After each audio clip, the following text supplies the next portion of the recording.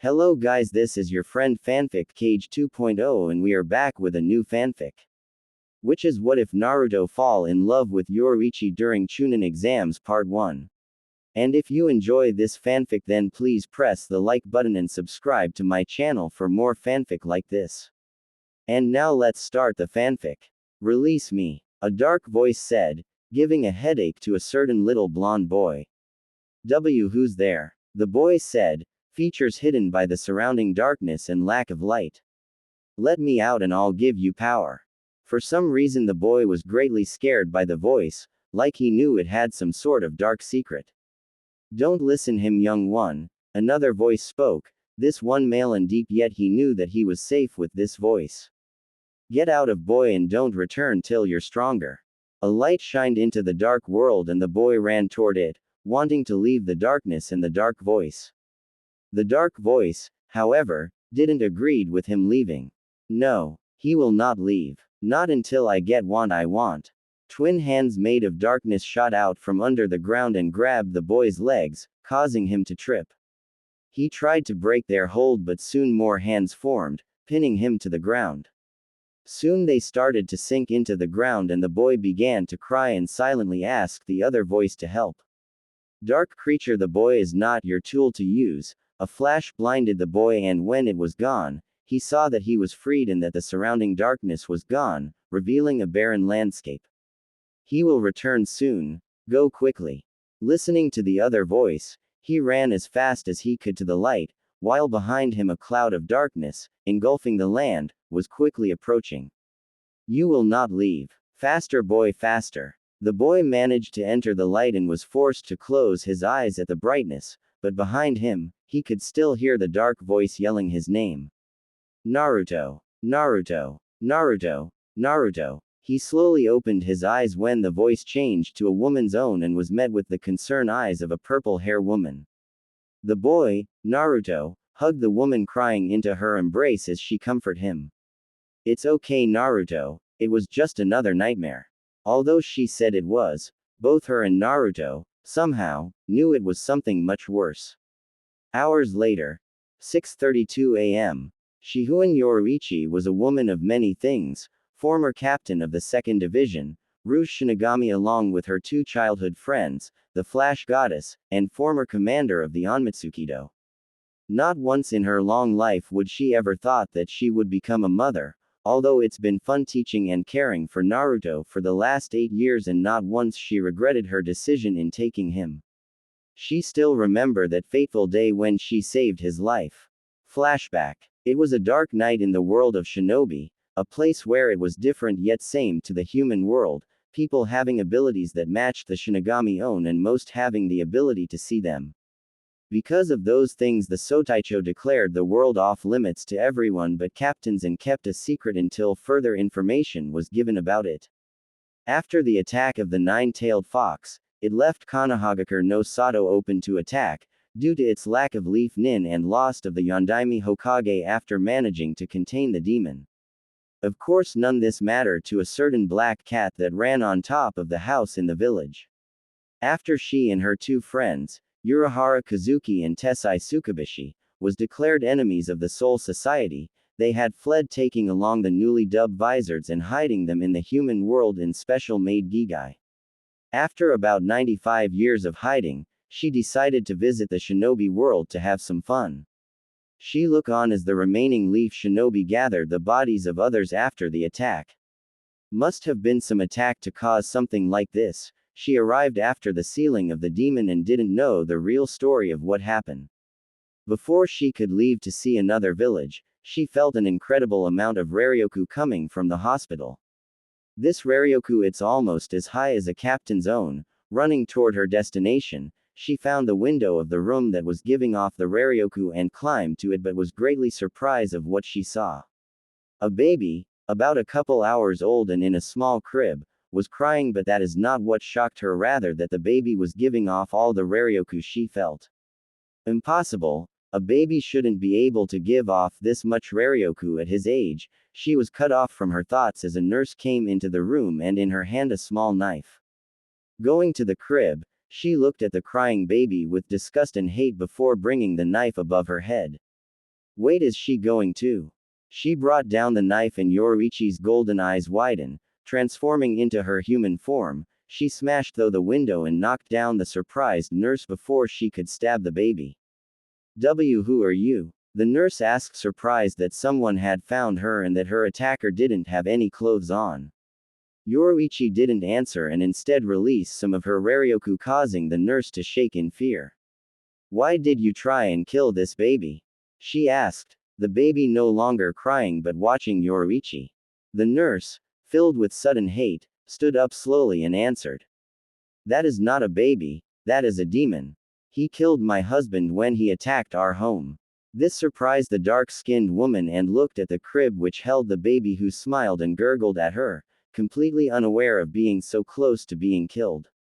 Soon she heard people outside the room and quickly ran back out the broken when the door busted down, revealing an old man wearing a white coat and two animal mask wearing shinobi, both of who grabbed the nurse, whom tried a second attempt to kill the baby. Yoruichi was watching outside above the broken window, floating by placing a thin layer of Ryoku under her feet. The old man ran up to the crib and sighed in relief that the baby was unharmed but rather looking for something. You two take her away from her and help with the others with the bodies. I'll stay here and watch Naruto. The two nodded and disappeared in a puff of smoke while the old man held out his finger to Naruto, who grabbed it. Soon he felt a familiar person enter behind him. What do you want, Danzo? Behind him was a man with bandages covering his right eye and arm with a cane walked to his side, causing Naruto to look at him. I thought that you should know Sarutobi. Danzo fought back a smirk. That both the civilian and most of the shinobi council had agreed with me raising Naruto. This caused Sarutobi's eyes to widen and look at the man in disbelief. When was this vote taken, and why wasn't I informed about it earlier? He yelled silently, trying not to raise his voice, which might cause Naruto to cry. It was taken while you, Minato, and the other shinobi fought against the nine-tailed fox. Nine-tailed fox. Yoruichi thought, listening to the two. I proposed that if Minato was able to seal it back, we would need the Jinchuriki to be raise a loyal shinobi, one that would be unbeaten and ready protect the village. So they appointed me as the perfect person to raise him and to be the one who trains him. The man stopped as Sarutobi tightened his fists in an effort to keep his anger under control. By tomorrow I'll be his new father, so please enjoy the time you have with him. Danzo walked out and Sarutobi let a few tears escape his eyes. Damn that man, and to think I was friends with him once. You can come out now, Shinigami. He yelled, and Yoruichi jumped into the room back in her cat form. I'm surprised that you knew that I was there, she said, jumping up to the crib's railing and letting her tail swing back and forth above Naruto, who tried to grab it. I guess you felt the spiritual energy I gave off. Sarutobi nodded his head as he looked at her. I met and fought your kind before, and I know that you are invisible to some, however I need you to do something. Sarutobi reached into his coat and pulled out a large file with Naruto's name on it. If you can, please take Naruto away from here.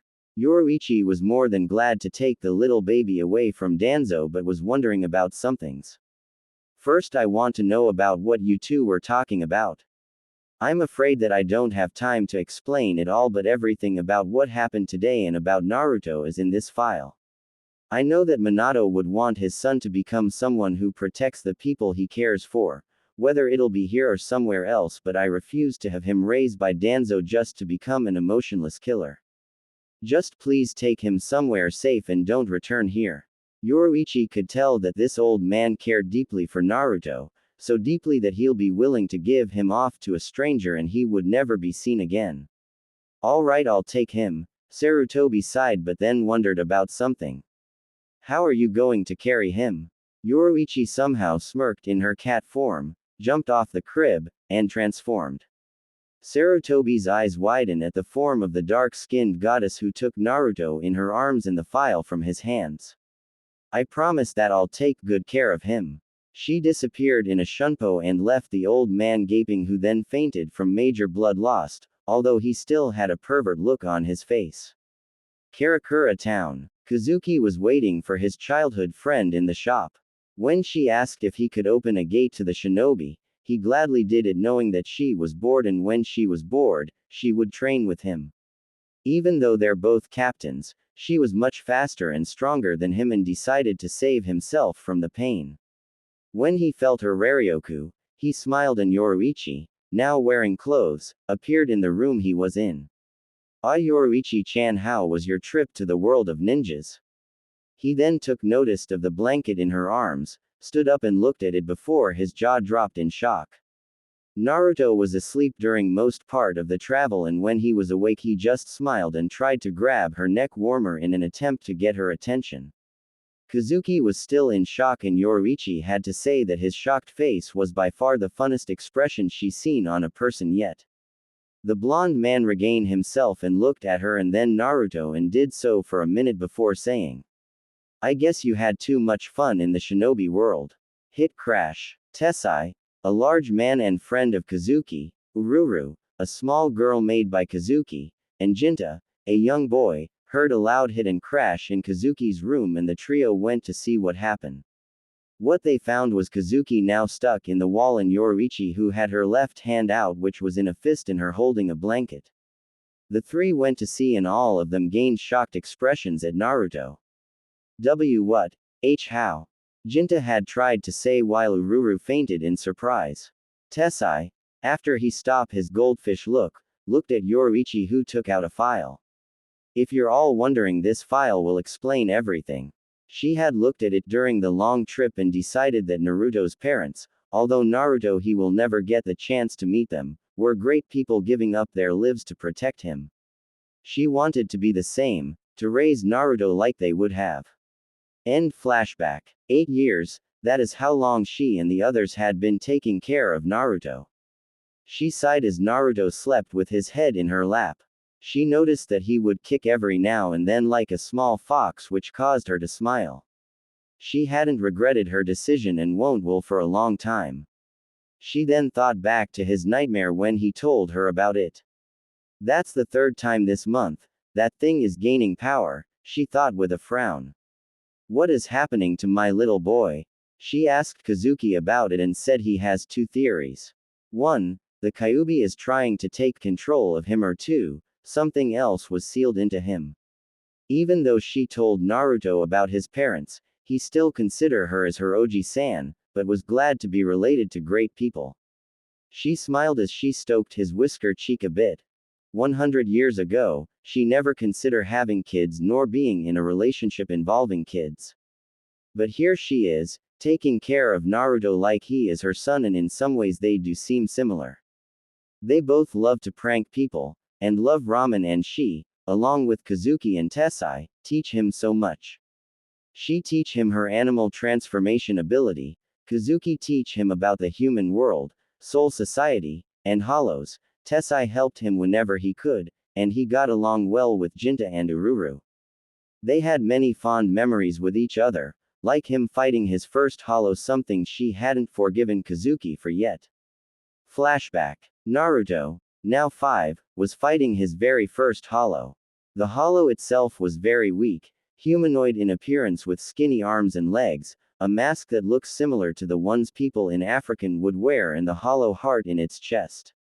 Kazuki decided to train Naruto, and when he said that, Yoruichi had expected for him to train him in his Zanjutsu again, not let him fight his first hollow. Yoruichi had become very overprotective of her son, much like a cat with its kittens, but even she couldn't deny his training, so she began training him in Hakuda and Shunpo, Tessai with Kido, and Kazuki in Zanjutsu. However, Kazuki decided, without Yoruichi or Tessai knowing, to take him on his first hollow fight.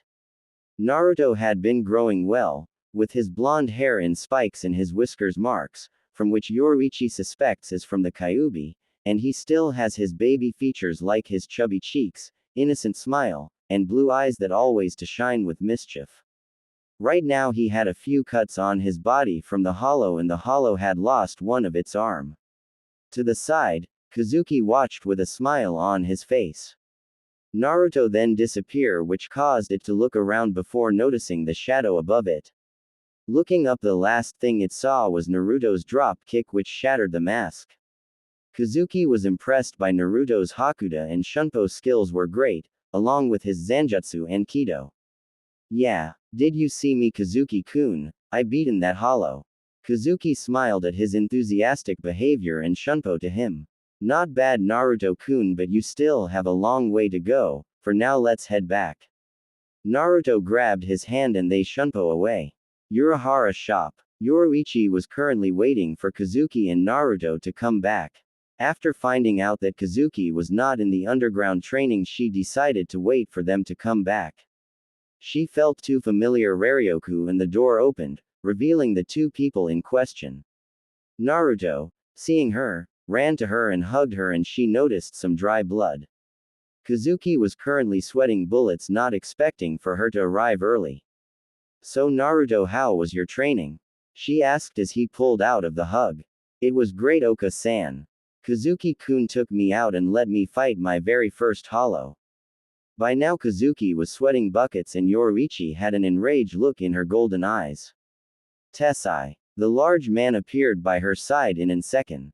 Do you mind getting Naruto some ramen? Of course not, Yoruichi-chan. Come on Naruto, let's go. Naruto went out with him and left Kazuki with the mad Yoruichi who was cracking her knuckles. End flashback. He is still have pains from the beating I gave him.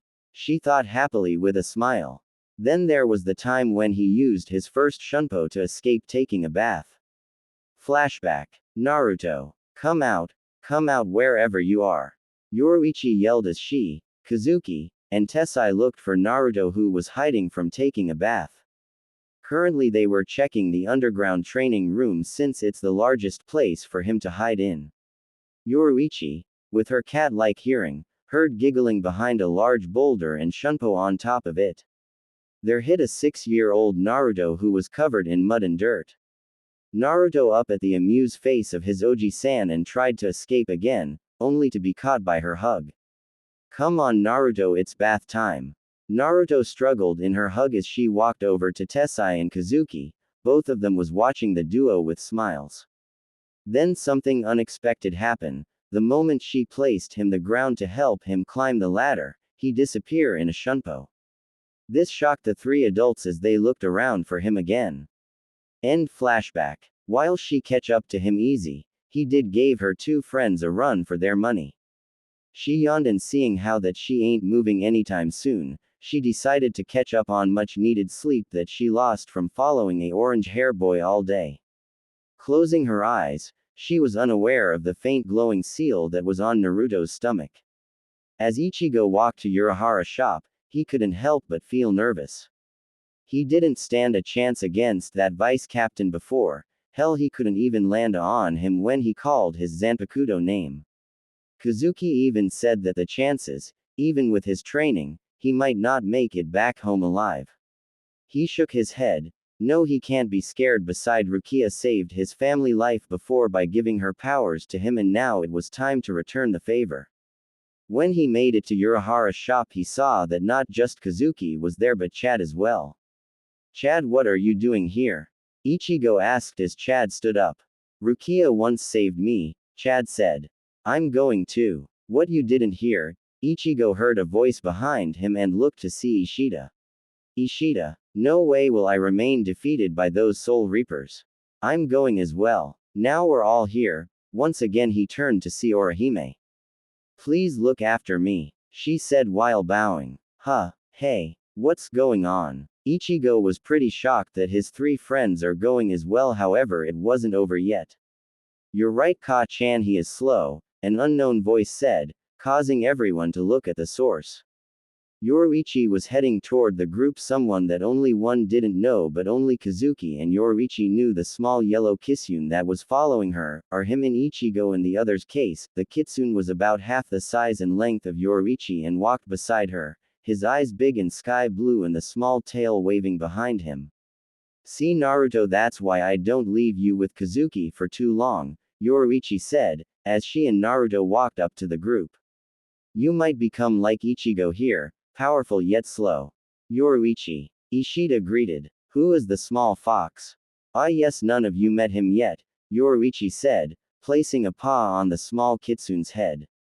This is Naruto, my son. Hi. Naruto happily greeted them. Orihime, with speed no one knows she had, disappear and reappear right in front of Naruto and hugged him, also blocking his ability to breath with her large. Oh, he's so kawaii. I just wanna hug him and never let go. She yelled as she death hugged Naruto. Orihime-chan, I advise you to let go before you kill him. Yoruichi said, as the orange-haired girl let go of the kitsune where he gasped for air. Why does every girl do that? I'm not kawaii. I'm a fearsome kitsune. He tried his best, looking more scary, and growled, can foxes growl? But only made himself look more kawaii, and Orihime barely held back her urge to hug him again while Yoruichi laughed at her son antics. Ichigo, however, stood shocked the entire time. You really are slow not noticing the increase in the hidden powers of these three. During your training to become a Soul Reaper again, these three were also training in their own way. Instead of criticizing them, you should bow and thank them. And I bet you're all wondering why Naruto is going. She said, once again placing her paw on Naruto's head. Well, I promise him a trip to the Soul Society on his last birthday. I wanna see all the new people I can prank. Ichigo looked at the two talking animals in shock before yelling. A cat and kitsune just spoke. And how can a cat be related to a kitsune anyway? This is his first time meeting you two, Ka-chan. Naruto asked, looking at her. Yes, I guess Kazuki never mentioned me while you were training him. She looked at the store owner. I thought I did. Guess he forgot while trying to stay alive, Kazuki said. Anyway, enough talking. It's time for us to go. He led the group into the shop and closed the door behind them. Underground training room. Wow, all this space under one little shop, it's so cool. Orihime admired the surroundings, which caused Tessai to thank her and made tears fall from his face. Kazuki called everyone attention by clapping loudly. Okay everyone, here we go. He snapped his fingers and appeared a white gate. Behold the Senkaimon, the gate that will lead you to the Soul Society. Now I want you all to listen very carefully, but first, he appeared behind Ichigo and pushed him out of his body. As everyone gathered around the Ikigoless body, Yoruichi and Naruto sat on a rock watching them. Are you sure you want to go, Naruto? Yoruichi asked him, giving him a concerned look. The Shinigami there are very powerful and dangerous, some of them will kill you if they get the chance. She was completely against bringing Naruto to the Soul Society, but he made her promise that she would one day. I'll be fine, Ka-chan, beside you, Kazuki, and Tessai taught me a lot and I can defend myself. He did have a point. Naruto was a fast learner, and very well adept at using Hakuda and Shunpo, and his sword skills were nothing to laugh at. Even if he didn't have a sword nor a Zanpakuto, he is still just as dangerous as anyone on the team. Only his Kido skills were rather lacking. He can't use any high-level Kido spells or it would blow up in his face. But he can still perform good binding spells. Just remember, stay by my side the entire trip, and if we somehow get separated, stay in your kitsune form. You're less likely to get in trouble in this form than your human form.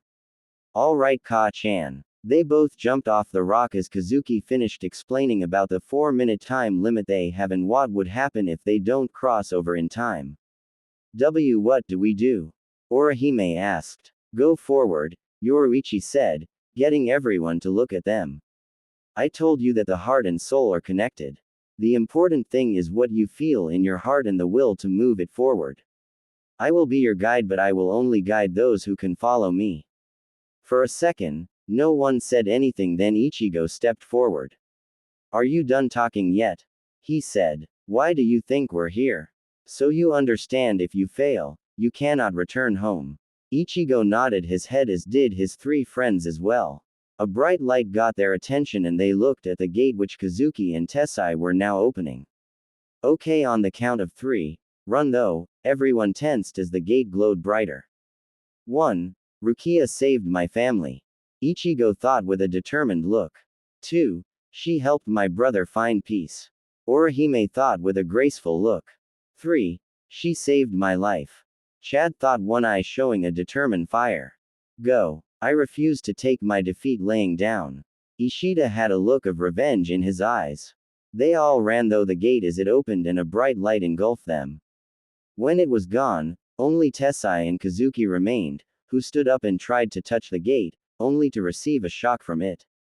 I'm counting on you, Ichigo. In the world between the living and soul society, Ichigo and the gang were currently running for their lives from a dark purple wall that was chasing them. What is happening? We just got here and the place is already collapsing, Ichigo said, looking at the purple wall. If you have time to talk and look back, you have time to run, Yoruichi said as she ran beside Naruto who was keeping pace with her. Just don't let the walls touch you, otherwise it's all over. A large section of the wall came crashing down that managed to grab Ishida's cape and began pulling him back. Ichigo turned around and was about to use his Zanpakuto to cut it but Yoruichi stopped him. Wait Ichigo, if you use your Zanpakuto you'll be caught in the current as well. Chad ran behind Ishida, grabbed his cape and ripped it off. Thanks, huh? Ishida was surprised as Chad grabbed him and threw him on his shoulder and began to run. Hey, put me down, I can run on my own. He stopped complaining as he saw something coming from behind the wall. What's that? A dark object that looked similar to a train came crashing through the wall and began to chase them now. It's the cleaner, it comes once a week and it had to be today. Yoruichi said while Naruto looked at it. As he did he could help but be remembered of the nightmares he had, the two voices. That's when it happened. Set me free. Naruto cried out in pain as he suddenly felt a massive headache, causing him to fall over in pain. Naruto! Everyone yelled. Yoruichi ran to him and used her mouth to pick him up by the scruff of his neck. Think how a lioness carry their cubs right before the cleaner touched him. Is he alright? Orihime asked as Yoruichi caught up to them, carrying the small kitsune in her mouth. I'm not sure but first let get out of here. She managed to say. They saw the way into the Soul Society and picked up pace. It's no use, it's too fast. Ishida said as the cleaner got faster while Orihime turned toward the wall and said. Hanagaku. Bagan. Lily. Satin Keshun. I reject. A triangular wall appeared in front of her and blocked the cleaner, also causing a large explosion which pushed them all through the gate. Soul Society. In a peaceful little town, a door opened up and shot out the gang. A dust cloud covered them for a second before settling, showing that only Chad had landed on his feet, arms pressed to his chest for some reason. Yoruichi didn't feel Naruto's fur in her mouth and began to look around, fearing the worst. Yoruichi-chan. Chad called out, getting her to look at him. He moved his large arms to show that Naruto was safe, just sleeping soundly against his chest. Yoruichi sighed in relief and gave him a graceful look which he returned with a smile. I'm so glad, no one got really hurt. Orihime said, only to receive a headbutt to the eye by Yoruichi. What's there to be glad about? Yoruichi yelled as Orihime held her hurt eye. Didn't you listen? Don't use your powers in there. You're just lucky that the restrictive current only made contact with the shield and not your flowers, otherwise you won't be here right now. Sorry. Don't be hard on her, at least we made it though. By the way, Ichigo said as he looked at the small kitsune that was in Chad's arms. What's wrong with Naruto? Everyone looked at the black cat for answers. I'll explain when I get the chance, but for now Chad, do you mind carrying Naruto until he gets up? She asked the large teen. Of course not, he said. Soon everyone took in their new surroundings. Is this the Soul Society? Ishida asked. Yes, this is the Rukin district, the drifting spirit town. This is where new souls begin when they first arrive here, and is on the perimeter of the Seraite where the Soul Reapers stay. It's the poorest district but the one with the most freedom and largest number of souls out of all the others. However, despite that not a single soul was in sight. But where is everyone? Ishida asked again as Ichigo looked to the side, noticing a difference. Hey, why is it so different over there? He asked. That is. She was cut off as Ichigo suddenly exclaimed. I got it. That's where all the Soul Reapers stay at, the whatever. He ran forward, surprising the cat. You baka. Get back here before you die. Ichigo looked back just as a large wall slammed into the front of him, blinding Eveon with a dust cloud. When it cleared, the way was now with something massive. It's been a while since someone tried getting into the Seirei Gate without a travel permit. Ichigo looked up to see an extremely large, muscular man who had his hair is tied into a ponytail, which extends down his waist. He has long sideburns, which continue down onto his neck and long enough to be tied up in small ponytail-like tufts. He is wearing armor on his left shoulder, upper arm, and a red hat with tassels. The left side of his chest is left exposed by his uniform. You're a rare guest, kid. Seraite. Within the wall, several Shinigami looked at the gate. Those Ryoka really managed to break into the Soul Society, one said. At least they landed on the other side, so we don't need to take care of them. Yay, especially since the one guarding that gate, another said with the number 69 tattooed on his cheek. As Jidando. Other side of wall. The giant slammed down his axe right in front of Ichigo. He laughed as he stared down at Ichigo. Now try to come at me from any side, kid. So huge. Orihime said as they stared at the man, if you can call him that.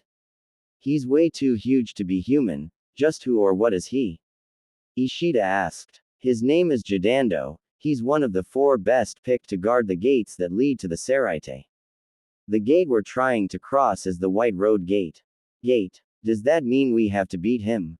Yes, and it won't be easy. Since the 300 years he'd been on duty guarding the gate, not a single soul had been able to break into the White Road Gate. He is legendary for his power and strength. So how do we beat someone like that? First we come up with a plan to take him down with, hey Ichigo. She was surprised again as Chad gently put Naruto onto the ground and ran forward with Orihime. Get back here. Both of you. Jidando saw the both of them coming and cut his axe into the ground behind Ichigo and moved it to the left. That made an effective makeshift wall, blocking to 2 path. I don't like people with those kinds of manners, I guess you're country bumpkins. Now listen up. We have rules in the city. First, wash your hands before you enter it. 2. Don't eat food that fallen on the food. And 3. When you fight, it's one-on-one. This surprised the 2, now knowing that they can't help Ichigo. I'll fight you all once I'm done with my first opponent, which is the candy-haired kid. He turned his back to them while Chad began making a plan to break and surprise the giant. What? The 2 looked at the man as he turned his head toward them. Are you still planning something? He has pretty good ears. Orihime commented, to which Chad agreed with. Oh Orihime, Chad. They heard Ichigo call from the other side. Ichigo, are you alright? Orihime yelled back. Yes, I'm still kicking, but you 2 just stay back. Huh, they said in unison. Don't worry, I'll be fine. Ishida ran up to the wall and yelled. No, I refuse. Our time is limited. Instead of fighting him solo, let us come over and help you. That way we can take him down faster and get going. Oh, you're there too, Ishida. The Quincy blushed in embarrassment and yelled back. Quit asking stupid questions. Within Naruto's mind. While all of that was happening, Naruto, still in kitsune form, was back in his mind, only this time the darkness wasn't there nor the barren land. Instead, a large grassland expanding as far as he could see, and he was underneath a large tree, covering him with shade. Nice to see you're back. Naruto heard a voice. It was close yet distant like the wind. Who there? He asked. I'm not surprised that you don't know me, however, you'll meet me soon, but that is not why I called you here. The land around Naruto began to wither and die. He knows you're here now. I don't have much time. Listen, when you encounter him, you must be prepared to fight to the end. He'll use anything to his advance to win. So be ready for anything. The dying lands began to break apart as the wind began to roar loudly. Wait, who's he? Naruto yelled over the roaring winds as he held onto the tree which was pulled out of the ground by the winds. The voice said nothing before saying, you'll learn in time, young one, but be prepared to fight him when you do. The tree got ripped out of the ground and sent Naruto flying, but a flash of light blinded him, and before he knew it, he was gone. The land settled down as the land began to fix itself as two voices began to speak. Why do you try to protect him? He'll need my powers sooner or later. The dark voice said, because if he solely relies on your power, he'll be consumed by it. He needs my powers as well. Still, it's his choice to pick, but the question is, will be able to control one of us? Or all three? Soul Society. Naruto awoken to the sound of clashing and was met by his Ka-chan golden eyes. Naruto, are you alright? Yay Ka-chan, but where's everyone? Yoruichi pointed to the makeshift wall as Jidando kept hitting someone while counting, or tried to 10. Who is that? Naruto said, getting back onto his 4 feet. That is Jidando, the gate guardian, and right now Ichigo is fighting him. It's time for the finisher. Jidando yelled as he swung the axe to the side and hit Ichigo, also taking out the wall he made and made a large mark on the gate behind him. Jidando looked shocked at something as he said, what? The last of the wall crumbled to reveal Ichigo had blocked the giant's axe and had not even a scratch on him. Are you finished yet? He said, swing his Zanpakuto to the front of him. Then it's my turn. Everyone was surprised by the outcome of what happened. Wow, he doesn't even have a scratch on him from all those attacks. Naruto said in awe, I guess Kazuki training did well for him. Yoruichi said, impressed by Ichigo's power. I'm not done yet. Jidando reached into his uniform and pulled out a second axe. As he raised them above his head, he called on his Raryoku, causing him armor to break apart. Now it's time for my final lethal attack. Banzai Jidando Matsuri. He swung both axes down at Ichigo, who only said, sorry, but I'm going to break those axes. He hit the axes with his Zanpakuto, causing 2 effects. 1. The axes shattered, and 2. He somehow caused an explosion with Orihime blocked against, shielding her, Ryu and Chad. When it cleared, Jidando fell back against the gate in shock. What did Ichigo do? He sent that giant back easily. Ryu said in a surprised, shocked tone. Jidando blinked at what happened before getting up and laughing. Ha, I bet you thought I went flying. That can never happen. I faked that, you country bumpkins. Now I shall defeat you with my axes, huh? He finally noticed that his axes were broken and did something unexpected. First he was shocked into silence and then he started to cry, really loud. My axes are broken, he yelled while pounding on the ground, causing everyone in the ground to shake as he did. Aka-chan, are all Shinigami here like this? Naruto asked, feeling a sweat drop at the back of his head as he watched the scene before him. I really don't know, Naruto, Yoruichi said, feeling a sweat drop as well. But if they are, I guess a lot changed when I last came here. Chad, Orihime, and Ishida watched as well. Well, he crying, now what? Ishida said, a sweat drop falling. His voice sounds like a siren. Orihime randomly said, hey, sorry for breaking your axes. Ichigo apologized as he rubbed the back of his head. I didn't need to break them, how bad of me.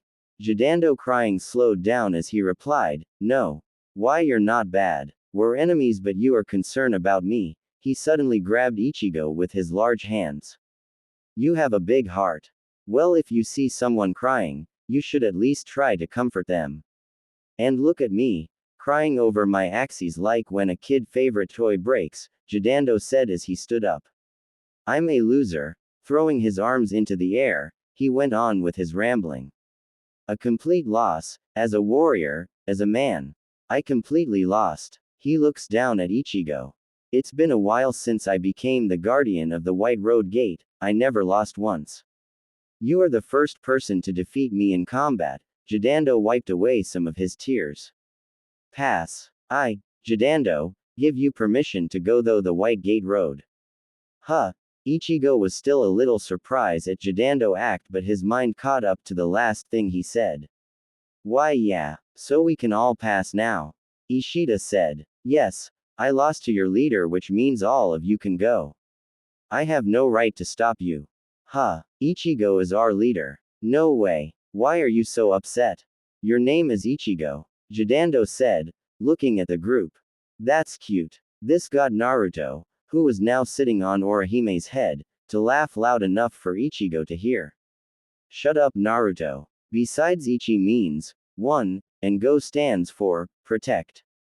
It's not cute, but if you want to see something cute here. He suddenly grabbed Naruto from Orihime and held him out for Jidando to see. Jidando, seeing the little kitsune, dropped down his knees to get a better look at him. Ah, it's been a while since I saw a baby kitsune. He used his pointer to scratch Naruto's little head, and despite its size, it was gentle. However, Naruto didn't like being called cute. Let me go, Ichigo. He bit Ichigo's hands, but his small teeth couldn't really do nothing to his hands. Besides, remember our mission. Oh yay, sorry. Ichigo put down Naruto, who went back to Orihime's head. Jidando then got in and placed a hand on the gate. I don't know why you are all going through this gate, but on the other side, the Shinigami are strong. I know that, Ichigo said with a smirk. Well then, as long as you know. I'm going to open the gate, so stay back. Don't get scared, it'll only take one heave. He dug his hands into the ground underneath the gate and pulled up, opening the gate as he did. Most of them stood impressed by the fact that the huge gate was lifted. I never thought that it could be lifted. Ichigo, however, noticed that Jidando was standing still, as if he was looking at something. Hey, what's wrong? Why are you standing still like this? Ichigo said, running to his side, and then he noticed the scared expression on his face. Ichigo heard footsteps and turned toward the Seraite and saw a man with a fox-like grin wearing a Shinigami uniform with a Zanpakuto by his side. Who's that? Jidando, despite being scared, said. Captain of the 3rd Squad, Jin Ichimaru. Naruto quickly jumped to Yoruichi's side. Ka-chan, is that really him? The one who? He was cut off as Yoruichi spoke. Yes, Naruto, but don't say that out loud, he said. Now stay behind me, this man is more dangerous than most Shinigami. Naruto nodded and stood behind Yoruichi. Oh, this isn't good, Jin said. Suddenly a gash appeared on Jidando's right arm, causing him to let go. But he still held up the gate with his left arm and back, however he was forced this his knees by the weight of it. Everyone was shocked as Ichigo called out his name. Unacceptable. Jin had a hand on his Zanpakuto like he was the one who cut Jidando despite being far away. A guardian isn't supposed to the gate. Yoruichi was currently looking at their situation. We were careless, he thought. I didn't think someone like him would come all the way here. These kids don't stand a chance against a captain at their current level. They cannot fight him, we must avoid the worst possible scenario. Jidando spoke up, despite the pain he is going though. I lost. And because of that, a gate guardian must open the gate. What are you talking about? The captain walked forward, toward the gate. Even if you lost, you ain't supposed to open the gate. When a gate guardian loses, it means death. At the end, he had a evil smile on his face which scared the injury guardian even more. Ichigo ran forward and attacked with his Zanpakuto, but Jin blocked it with his own. The force pushed each other back and Ichigo pointed his Zanpakuto at Jin. What the hell are you doing? That's my line. Yoruichi yelled from behind. Don't just come here and butt in like this, besides anyone who attacks an unarmed guy will be killed by me. Ha, you're funny kid. Ain't you scared of me? No. Stop it, Ichigo, and come back now, Yoruichi yelled. We need to retreat for now. What? No way I can beat this guy. Oh, your name is Ichigo Kurosaki. Jin said, getting Ichigo attention. You know me. Oh, not much. Jin then turned around and walked back. All the more reason why I can't let you pass. He held his Zanpakuto out to the right. How are you going to attack me from that far? Are you going to throw your sword? Ichigo asked. Throw it? No. He looked back with an evil grin. I'm going to stab you with it. He turned toward Ichigo and held his right arm, which was holding his Zanpakuto, back and said, Shoot to kill Shinso. His sword suddenly expanded in length, and Ichigo barely had time to block it. However, the force pushed him back into Jidando and pushed the two of them back. Jidando landed knocked out while Ichigo got up rubbing his head. As the gate closed, Jin said. Bye bye. The group ran to Ichigo and asked if he was okay, to which he replied yes and looked at the now closed gate.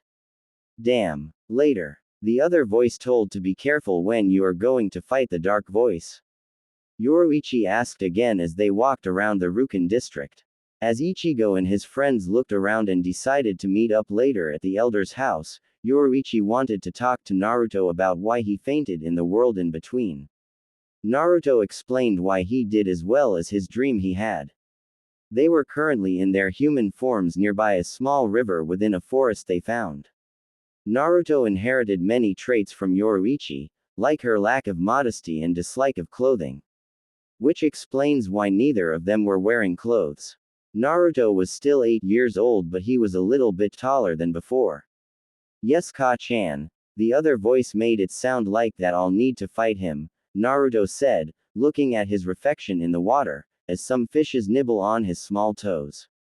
It was like it knew that I would need to fight him for something, but it just couldn't tell when. Yoruichi looked at her son, deep in thoughts. That voice is now warning him of the other. What going on with my son? Yoruichi sighed as she sat down beside Naruto. Listen, Naruto, I want you to know that no matter what, I will be by your side no matter what. She gently scratched behind his ear, which got him to purr slowly. While Naruto didn't like to be treated like a baby, he always accepted this kind of attention from his Ka-chan. And not just me, Kazuki, Tessai, Ururu, and Jinta. Don't forget Ichigo and the others, Naruto said, smiling. I know that I just met them a few hours ago, but I can tell that they are good people. Yoruichi smiled as well. Whenever Naruto accepted someone like this, she knew that he was right. Okay, them too. She noticed that it was getting dark. Come on, Naruto, back into your kitsune form and let go back. Naruto nodded, and in 2 puffs of smoke, they were back in their animal forms and dashed off. In the elder's house. So you're saying that we can't go through the other gates now?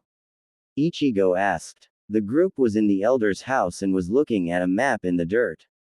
Yes, they most likely increase security within and at the other gates. Beside, the same strategy almost never works twice. Yoruichi explained. I agreed. Ishida said. Well, how do we get in now? Ichigo asked. Ka-chan, what about your friend, Kukaku Shiba? Naruto asked from beside her. Ah yes, good idea, Naruto. Elder, do you know where Kukaku Shiba is? What? The elder asked. I understand that she likes to change residences, and I haven't had the time to find her home. Are you really planning to go though that way? The elder sounded scared and shocked. That way? Orihime wondered. Outside, the group heard noises and looked at the door. Huh, what's that noise? The door broke down as a person fell, though. Following him was a boar with a red ribbon on it. A boar? Ishida asked as he looked at the animal. Damn, that the 5th time this week Bonnie threw me off. The man dusted himself off and gave a 2-finger salute to the elder. Hey old man, how you been? Ganju, what are you doing here at this time of night? The elder asked. Go back home now. Some greeting, and I haven't seen you in forever, and when I finally decided to visit you want me to go back. And look at your guest, they're shocked by your rudeness. Huh. Ganju looked at Ichigo and noticed that he was wearing Shinigami clothing. What? Ganju took off his glasses to get a better look at him. What is a dumb, dirty, and pathetic Shinigami doing here? What? Ichigo asked as Ganju walked closer to him. Not what. He walked up to Ichigo and began to slap him lightly. What is a dumb, slap, dirty, slap, and pathetic, slap, Shinigami doing here? Ichigo looked at him, growing annoyed with each slap but kept his anger from lashing out at him. Hey, can't you talk? Or are you too stupid to speak, you dandelion head? Ichigo then gave him a mean left hook which sent Ganju flying. Well, at least he managed to keep his anger from knocking out some of his teeth. Ganju landed near the broken door and got right back up, holding his injury cheek. Hey, what was that for? You picking a fight? That's my line. And beside, you started it by insulting me and slapping my face. You primeval boar. See what happens if you ain't raised right, Naruto. Yoruichi said to Naruto as Ichigo and Ganju argue. You would become a pervert like Kazuki, a hothead idiot that charges head first into things like Ichigo, or a person who randomly insults anyone they see that they don't like. Ganju. Naruto nodded at her facts. Should we do something? Orihime asked Yoruichi, but Naruto answered her question. I say we let them fight it out, at least that way we get some entertain out of it. Good idea, Naruto. Yoruichi patted his head. By the way, who is that guy? Ishida asked the elder. You don't know who I am, Ganju said, wiping his chin as everyone said no. Well, I'll tell you anyway. I am Ganju, the self-professed Crimson Bullet of West Rukan District, the self-professed most, want to be your big brother, candidate, and self-professed #1 Shinigami hater in all of the West Rukan. Everyone looked at him with sweat drops forming. So what you're saying is, Naruto said as he jumped onto Orihime's head.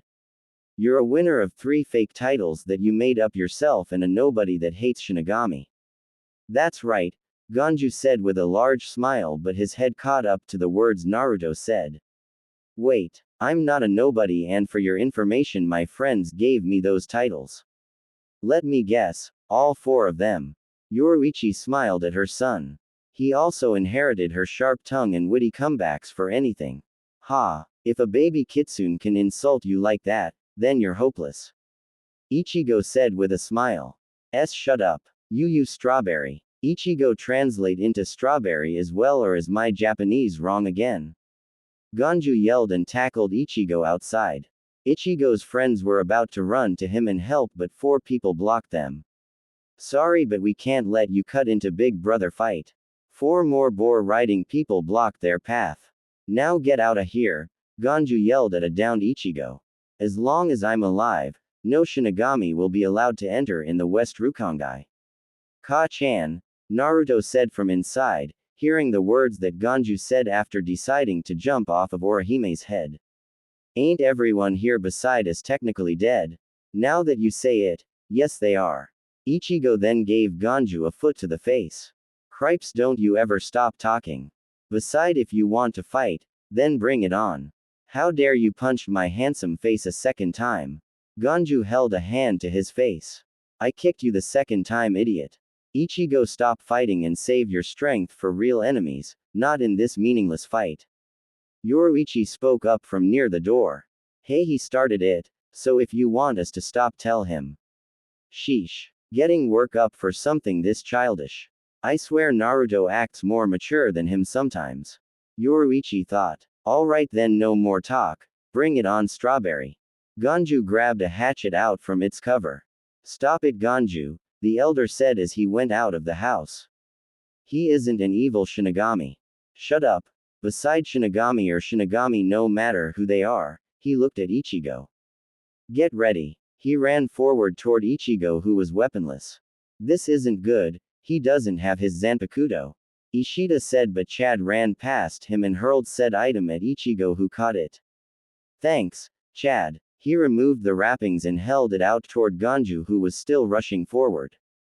Huge. So that's your Zanpakuto. However, the 2 clashed weapons, sparks flying between the 2 metal. Just because you have a bigger weapon, doesn't mean that you will win. Ganju made an outline of a circle in the ground and pushed Ichigo's sword onto it. Somehow the sword began to sink into it. What? Sink. The sword was engulfed by the now quicksand ground and Ganju kicked Ichigo away from it. Why, you cheater, using weird tricks. Ganju brought down his hatchet onto of Ichigo, who blocked it by catching Ganju's wrist and countered with a punch to the face. Ganju recoiled and held his face. I'll admit, if that didn't drop you, then you're tough. Ganju ran forward empty-handed and the 2 began to fight with their hands.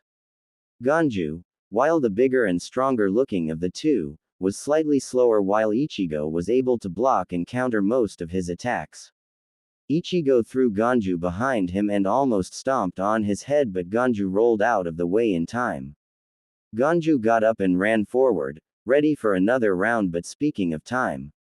An alarm clock on the pink robes wearing guy back rang out, causing everyone to look at it. Ganju tried to stop himself but ended up tripping himself. What time is it? he yelled, getting back up, not bothering to wipe his face of the dirt and blood. It's bad, big brother. It's already 9. The alarm clock wearing one yelled. Oh man, she is going to skin me alive. Bonnie, let's go. The boar jumped over Ichigo, missing him by a few inches, and landed in front of both of them. However, the boar broke the ground as it landed, which sent Ganju flying forward before he finally stopped. Instead of being mad, he praised the boar. Nice job, Bonnie, but we don't have time today, hurry and let me ride you. The boar gave off an odd shine in its eyes before running forward and knocking Ganju up into the air and catching him on his way back down. Wait a minute, you're running away. Ichigo yelled as Ganju landed backwards on his ride. No, I'm not. We'll finish this tomorrow. Got it, Strawberry. Just wait until then. Let's go, everybody. Hey, that's my line. Ichigo was trampled by the 4 other boar riders. Wow, they're all gone, Orihime said while Ishida placed a hand on Ichigo's shoulder. That was a disaster. I'm speechless. Ichigo stared at the way Ganju and his friends went before yelling to the sky. Damn him. Just who the hell is he? Later that night, everyone was currently asleep on some futons that the elder provided them. Everyone was sleeping on their own separate futons while Yoruichi was curled up around Naruto. The small kitsune was kicking lightly in his sleep and had a pain expression on his face. No, get away. Sweat went down his face as he mumbled in his sleep. Naruto's dream. Naruto, in human form this time and wearing a small orange jumpsuit, like his own in the anime but smaller size and no goggles, behind him a cloud of darkness was engulfing the land like before. This time it managed to engulf Naruto, who began to look around in the darkness, scared. I finally caught you, child, the dark voice spoke. Naruto, however, gathered his courage and yelled back. Whoever you are, I'm not scared of you. The dark laughed lightly. You have guts, child, I'll give you that. But I'm here to give you a warning about the other voice. The one that seems nice. Naruto was confused by his words. What do you mean? I mean that voice is nothing but a liar. One that will gain your trust before he stabs you in the back. Looking closer into the darkness, Naruto could see the faint outline of something. Trust me, child, if you chose him then he'll betray your trust. Why are you telling me this? Naruto yelled as the outline began to move. Because you are the only one that can give me the one thing I desire the most, freedom. The winds began to blow away the darkness. Guess he found out you're here. Be prepared to choose, child, for if you make the wrong one then everyone you hold dear to will die. The darkness completely engulfed Naruto, which caused him to disappear. You just made things wrong. The other voice spoke. In my defense, I was protecting him from you as well, like you did with me. But now it'll only be harder for him to choose. Well, only time will tell who he'll pick. One thing was for certain, Naruto didn't sleep well that night. Mornings, personally this writer favorite part of the day. The birds are chirping, the sun is rising, and what do you mean you're not going? Ishida's voice rang out throughout the Rukin, waking up several people from their sleep. The reason why he was yelling was because Ichigo refused to move from his spot on the floor. Just what you said. I'm not going, just go on ahead and I'll catch up later, Ichigo said, remaining rooted to the floor. I am going to finish my fight with that guy from last night. What? Just for that stupid reason? You're coming with us right now. He grabbed Ichigo's robes and began to pull, however Ichigo held tight to the floor. No. He'll think I'm a coward if I'm not here to settle my fight with him. Ichigo held the floorboards tightly as Ishida began to double his efforts. Orihime looked in and asked, what's wrong? Ichigo doesn't want to go just because he wants to finish his fight last night with that guy. He looked at Ichigo. We don't have time for this, you fool. Who the fool? I'm going to beat him up as quickly as possible, then we can leave. A certain black cat decided enough was enough and scratched Ichigo, which caused him to yell and awaken everyone in the Rukin and a couple Shinigami as well. Ichigo lay face down in the dirt with some blood streaming down his face. Did all the blood gone to your head and made you forget why we're here? Yoruichi asked. Beside, we got more important problems than your pride. Naruto is sick. This got everyone attention and they looked at the kitsune who had a small, wet cloth on his forehead and a pained expression his face. I noticed his fever early morning and asked the elder if there was anyone who could help. Unfortunately, no one here specializes in animals, but Kukaku might have some medicine that can help. Can't Orihime just heal him? Ichigo asked, rubbing his face as he looked at the small kitsune, feeling sorry for him. Yoruichi just shook her head. It's not that simple. Orihime's powers only work on wounds, not illness. Our best bet is to get to Kukaku as soon as possible. Also, I'm sure you haven't forgotten about Rukia, right? Ichigo looked away from the cat. You can't just waste time here just to see who more stubborn, but if you really want to stay, then stay. Orihime, you mind carrying Naruto? The orange-haired girl quickly shook her head and gently picked up the small kitsune, holding him close to her chest. Don't get this the wrong way, you perverts. Later, the group, including Ichigo who decided to go, walked along a dirt path with Yoruichi leading them. She was determined to get Naruto help. Hey, we're at the edge of the village. Are you sure this is the right way? Ichigo asked, stopping along with Orihime and Chad. Yes, according to the map the elder gave us, it should be this way, Ishida responded, pulling out a map. But if you're complaining so much, then you take the lead. I'm not complaining. Kukaku probably wants to keep his identity a secret, Orihime said, still holding Naruto, who was sleeping a bit more peaceful than before. Quite the opposite. It's just that Kukaku's nature and personal preference. Yoruichi went forward, causing the group to follow. Don't worry, even though this person moves a lot, the overall theme of the house stays the same. You'll be able to know it the moment you see it. The group stopped on a small hill overlooking a odd house. Ah, there it is. The group looked at the house that had a huge chimney behind it and two human arms holding up a banner. The group looked at the house with different reactions. Come on, no time to waste. The group went on, but before they could enter it, two voices yelled from above. Halt! Who goes there? Looking up, they saw two figures on top of the arms. Strangers. And one of them is a Shinigami. They jumped down while Ichigo put a hand on his blade's handle. I, Koganehiko, the one wearing the white robe, said. And Shiroganehiko, the yellow robe wearing one, continue. Will not allow you to pass. They finished together. Great.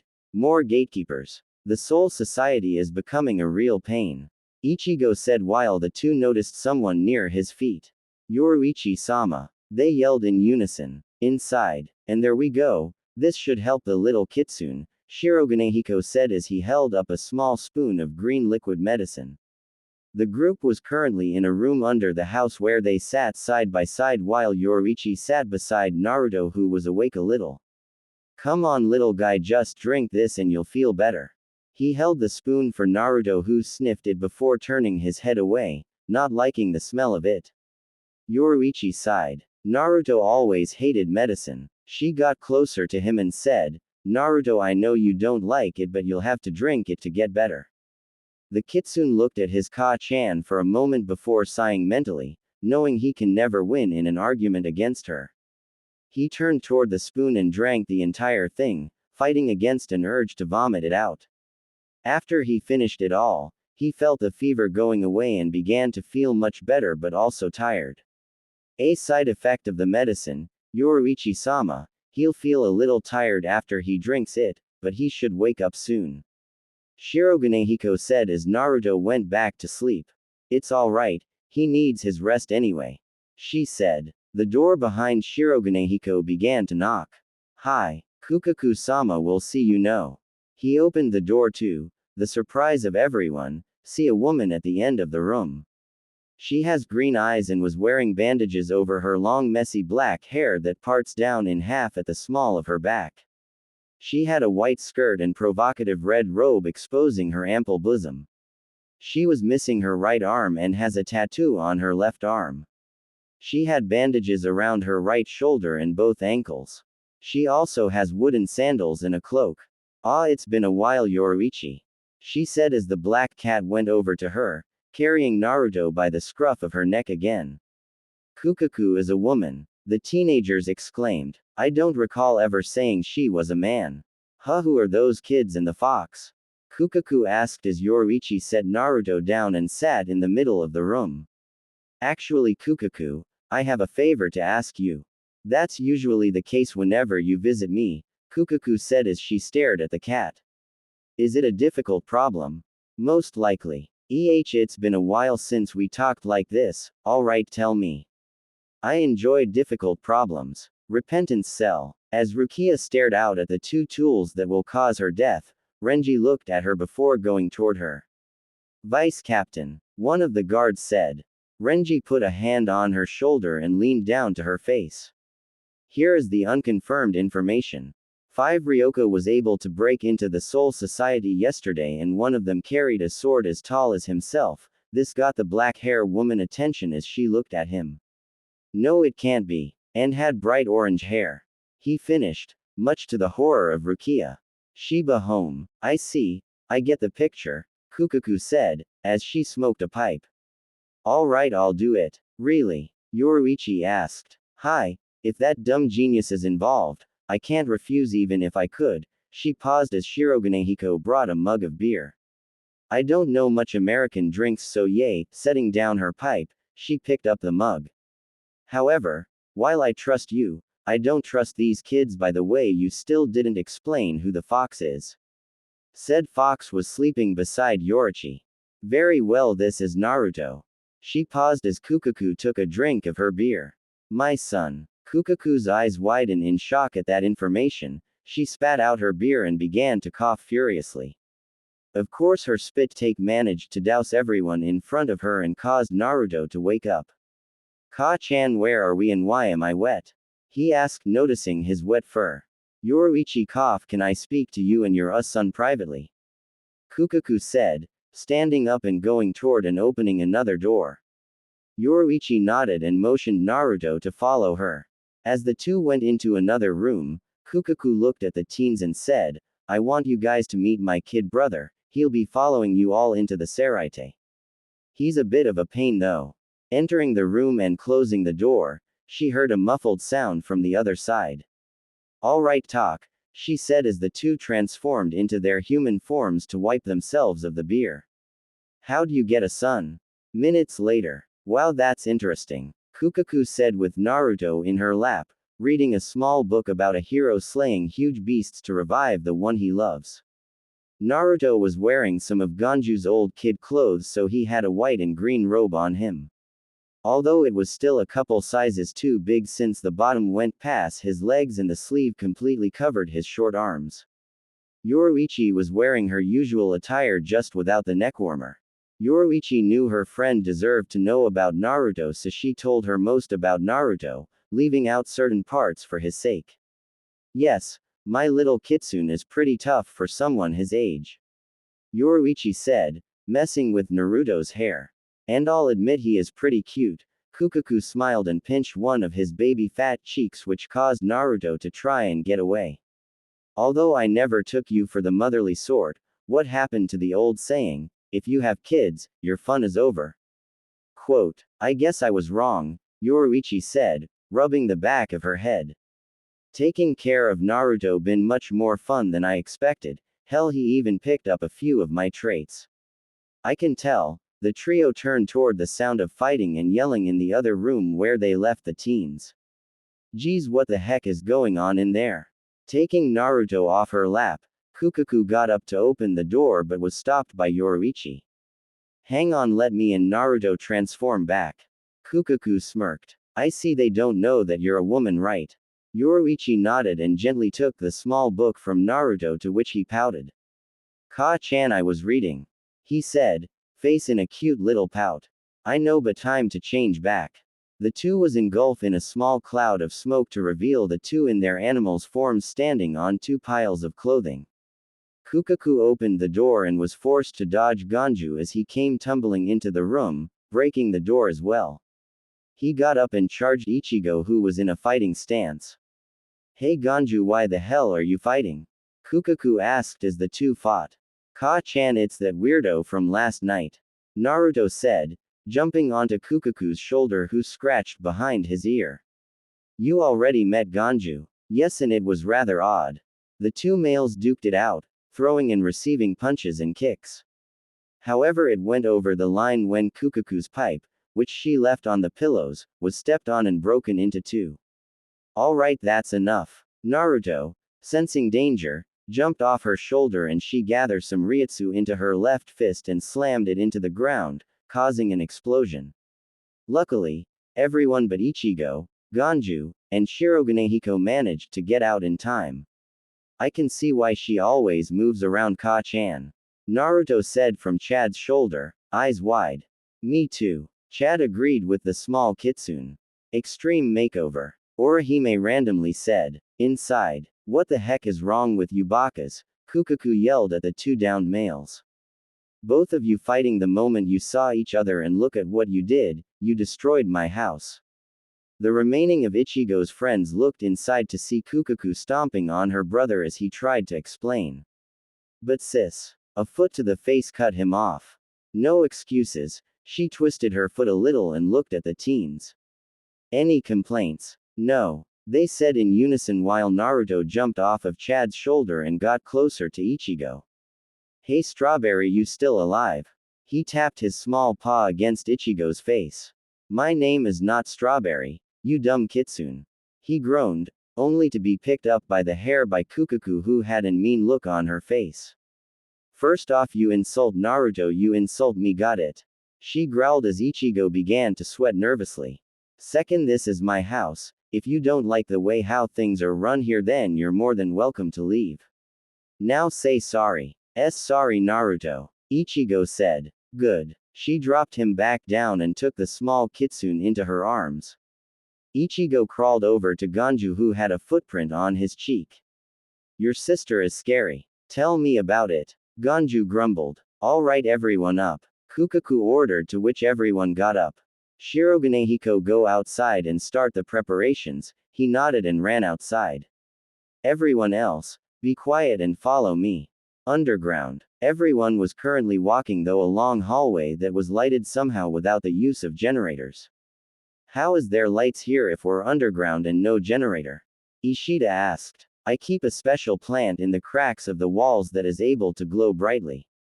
Kukaku said, still holding onto Naruto in her arms. As the plant only found in the Soul Society. She ignored him and stopped in front of large metal door. Okay Ganju, open it. Ganju quickly do as he was told and opened the door, revealing the chimney they saw outside. I'll be shooting you all into Saraite with this, Kukaku said. Naruto was looking at the giant chimney in awe. From the sky, Ishida and Ichigo exclaimed. My name is Kukaku Shiba and I'm the best pyrotechnic in all of Soul Society.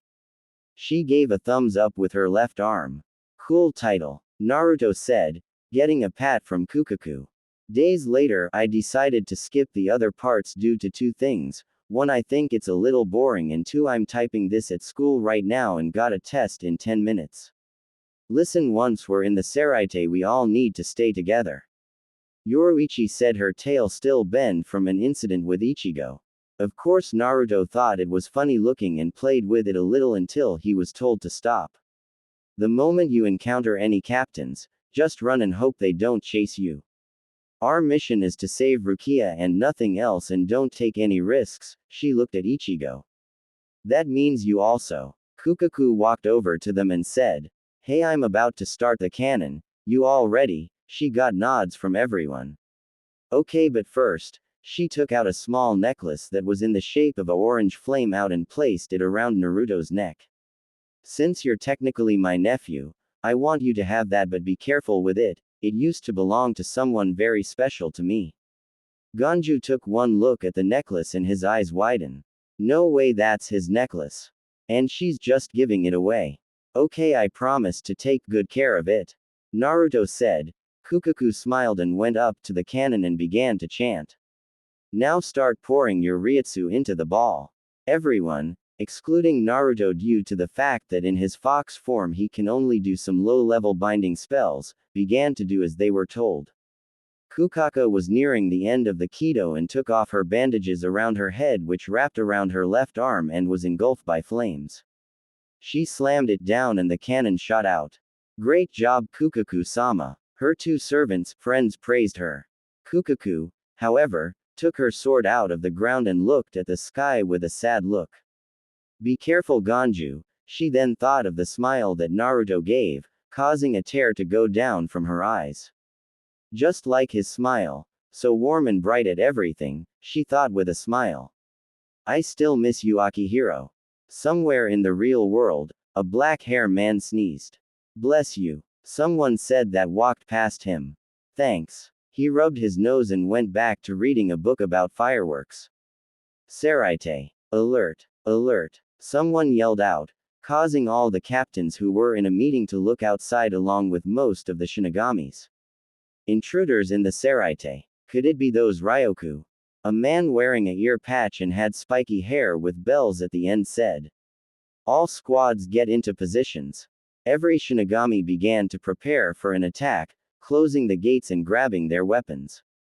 A man with glasses looked at the ear patch wearing man as he suddenly ran out. Wait, Kenpachi. He yelled, but Kenpachi ignored him and ran outside. Above, a girl with pink hair jumped from the roof of a building and landed on his shoulder. Hey Yakiru. He greeted the girl. We're going to look for the intruders, right?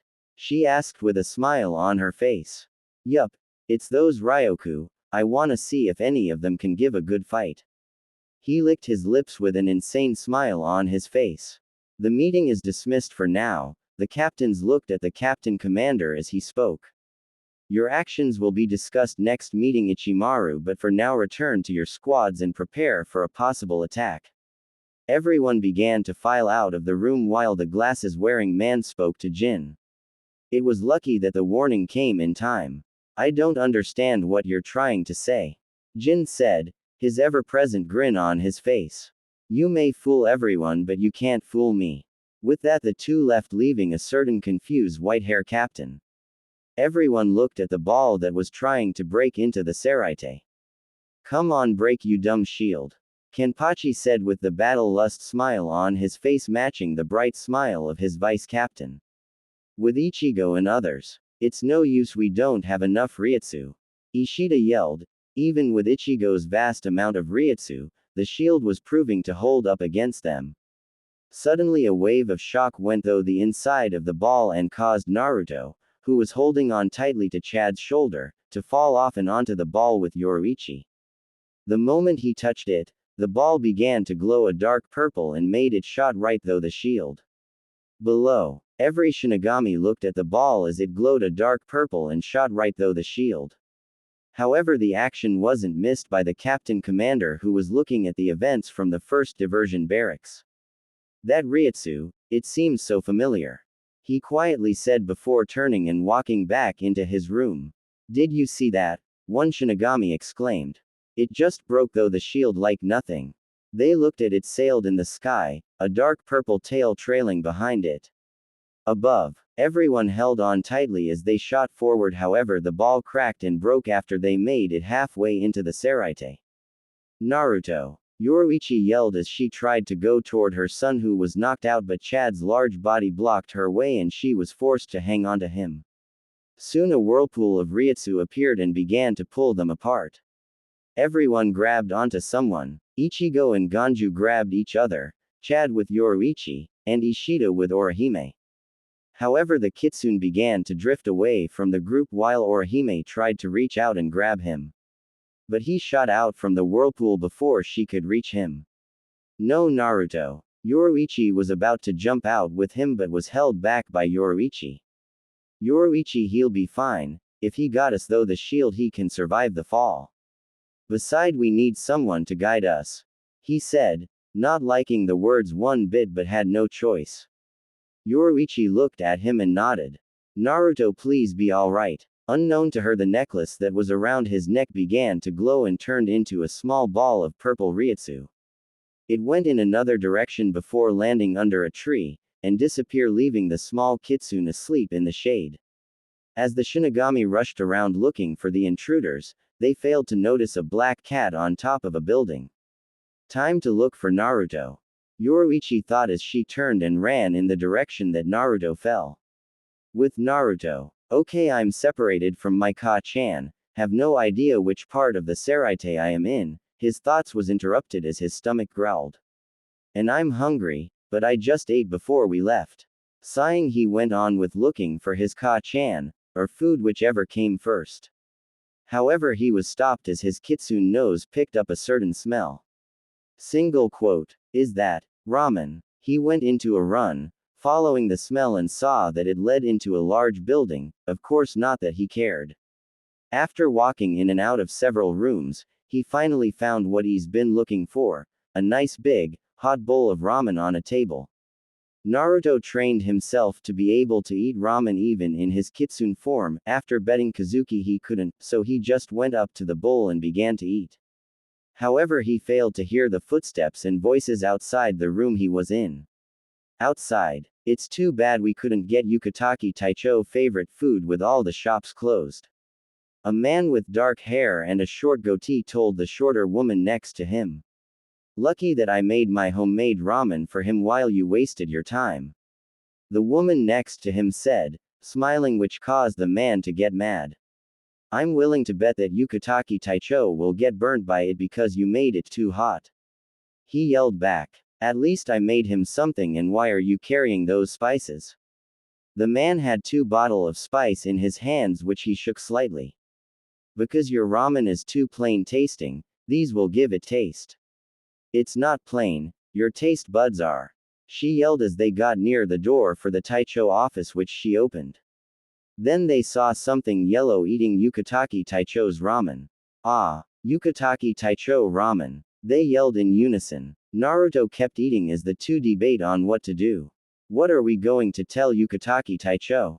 No doubt that he'll be hungry when he gets back from the meeting, and we can't say that a kitsune just came into the office and ate his food. The man said, dropping the spices. Maybe we can, if we catch it and show him, then he'll believe us. The two nodded in agreement and looked at the kitsune, who was still eating. Naruto was ignoring them until he heard the catch the kitsune part and prepared to dodge. Now he can't use his shunpo in his kitsune form nor most of his kido, but he is very small and hard to catch in this form. The man jumped and tried to grab Naruto, but he dashed to the side, allowing the man to fall face first in the still hot soup of the ramen.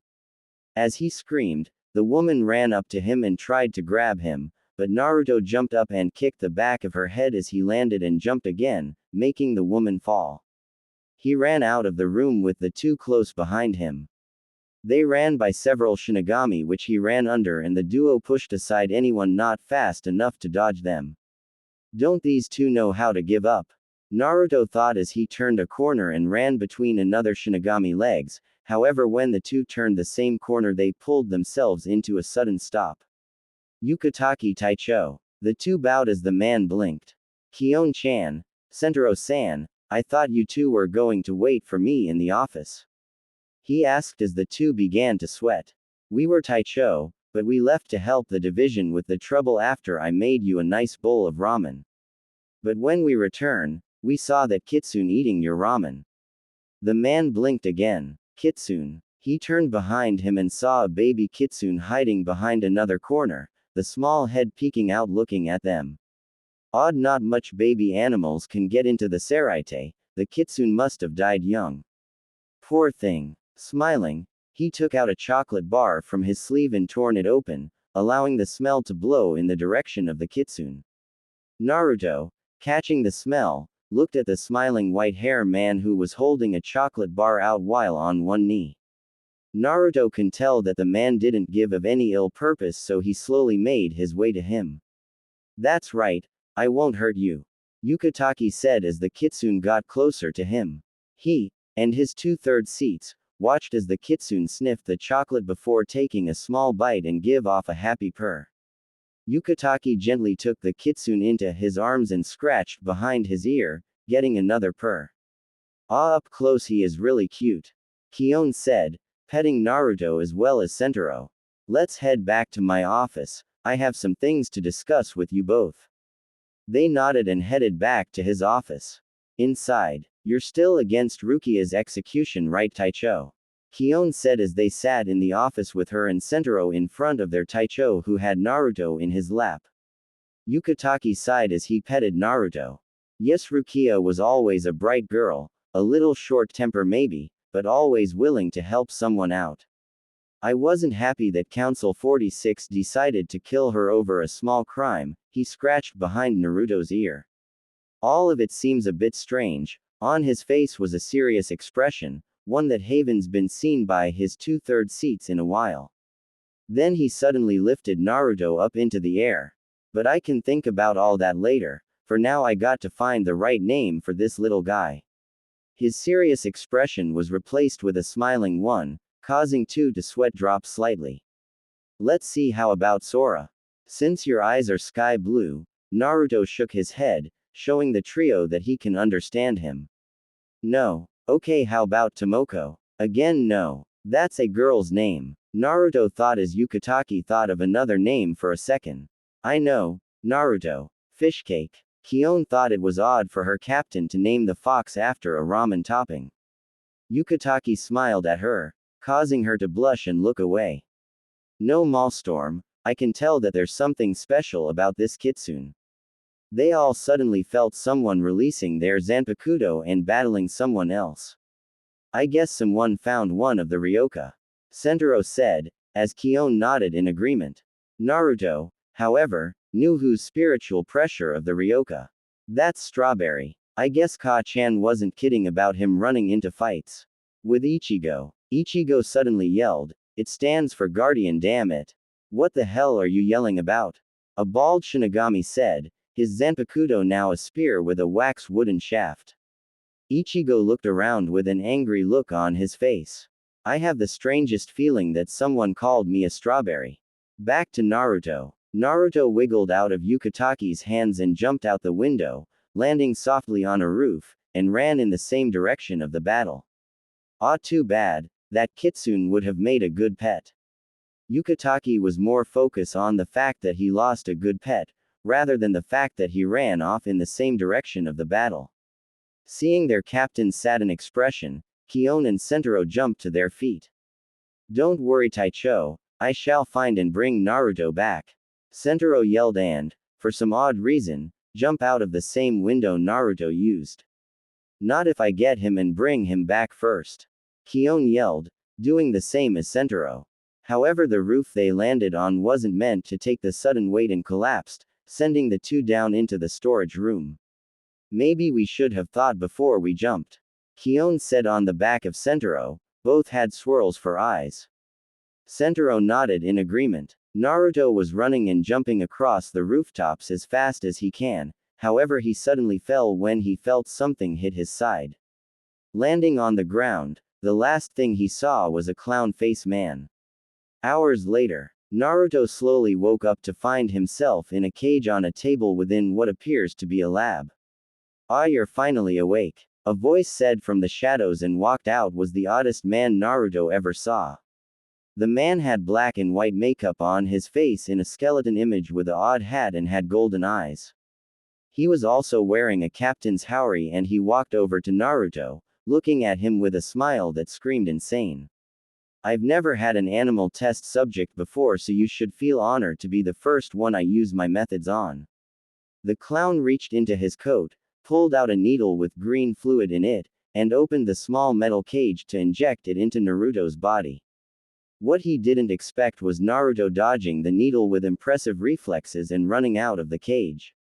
Get back here. The clown yelled, but Naruto wasn't going back to him without a fight, so he proceeded to run around the tables, knocking over things as he did, and avoiding the clown's attempts to grab him. However, the clown disappeared in a shunpo, appeared right in front of Naruto and grabbed him by his small body in his left hand. Got you, you little pest. His right hand, which held the needle, drew closer to him, but Naruto then bit down on the clown's left hand. Hard. Ouch. He yelled, throwing Naruto into the air, which he landed on ceiling lamp. Naruto watched as the clown began to throw a temper tantrum, tearing apart his lab and saying how he was going to dissect the little pest. Yup.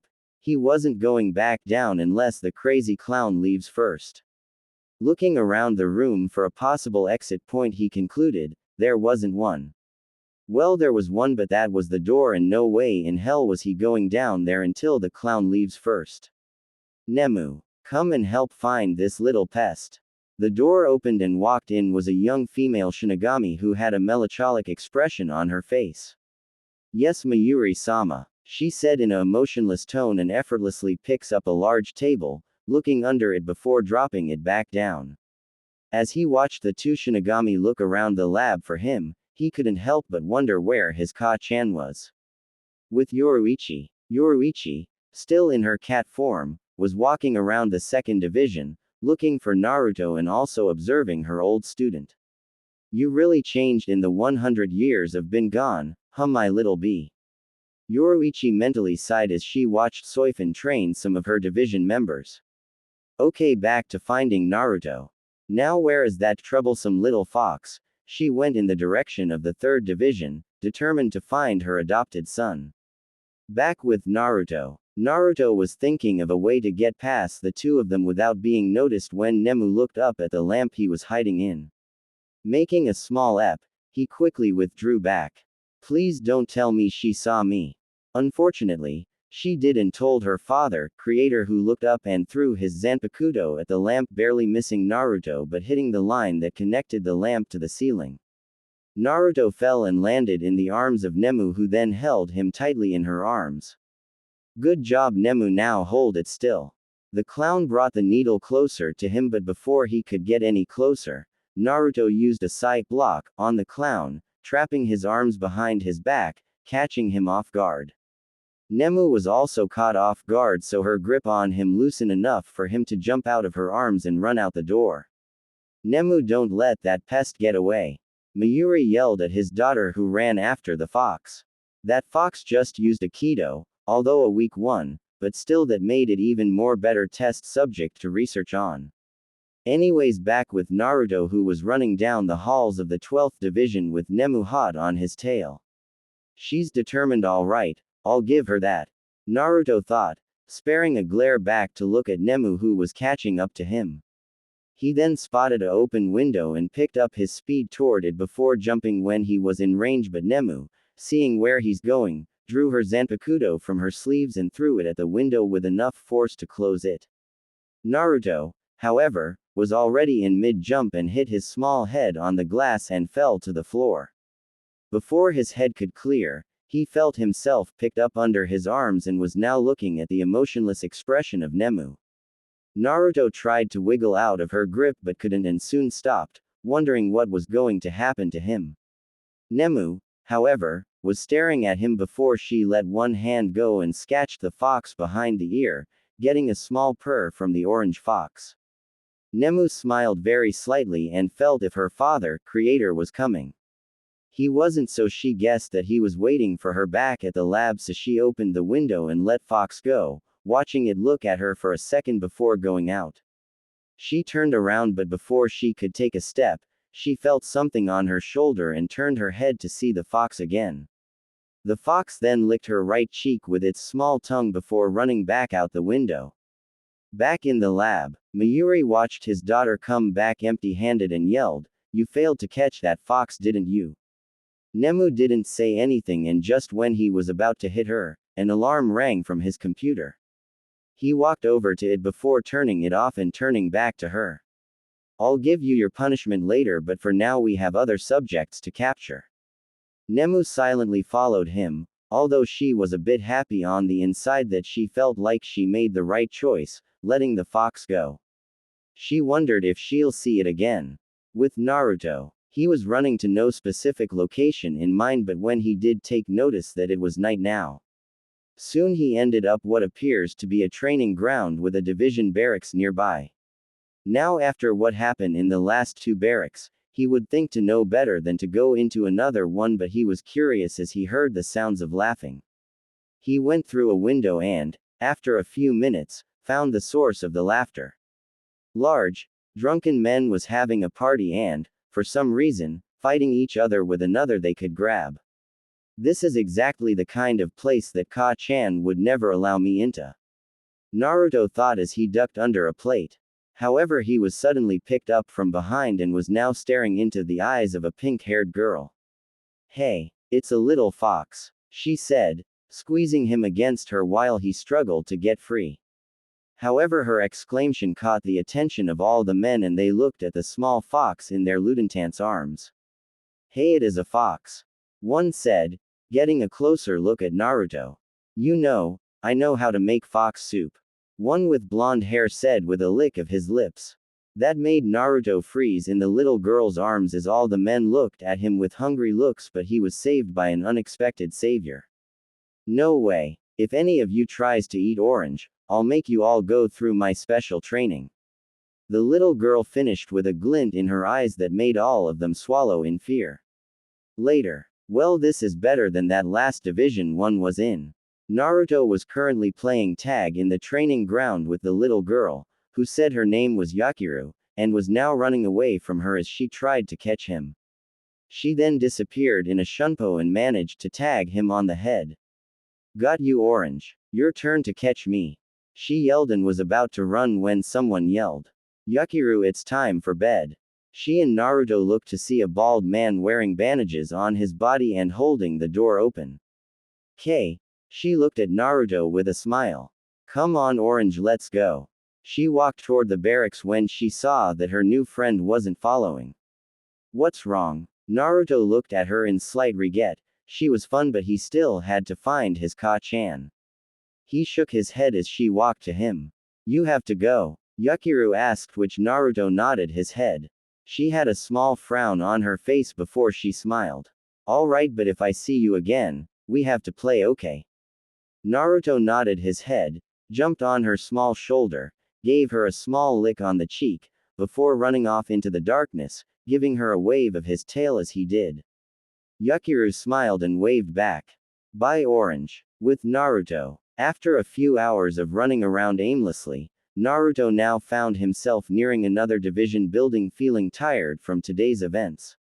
I'll look for Ka-chan tomorrow, but for now, I need some place to sleep. Naruto went through another open window and found a small green sofa which he jumped on. He gave off a small cute yawn before curling up and going to sleep.